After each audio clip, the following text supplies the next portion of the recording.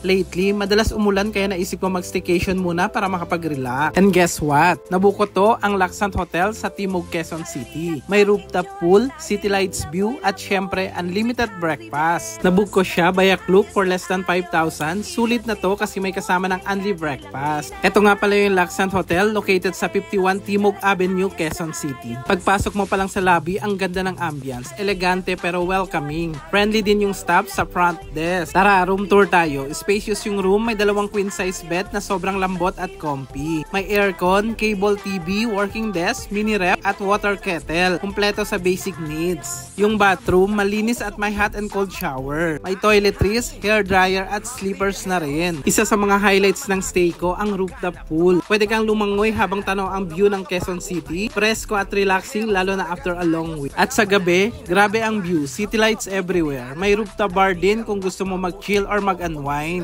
Kinabukasan, nag-breakfast kami at ang dami ng choices. From Filipino favorites like champorado, taho at longganisa hanggang American breakfast na may bacon, sausage, egg, bread, salad, coffee, tea at pati na desserts. All in all, sobrang worth it ang staycation ko sa Laksand Hotel. Kumpleto sa amenities, maganda ang service at sulit sa presyo. Perfect ito para sa mga gustong mag-relax kahit nasa city lang. Kaya kung naghahanap ka ng staycation sa Quezon City, check out Laksand Hotel, baka ito na rin ang next staycation spot mo. Muli, ako si Eric ng Hungry Viajeros. Hanggang sa susunod nating food trip at staycations, mga ka-hungry. Adios!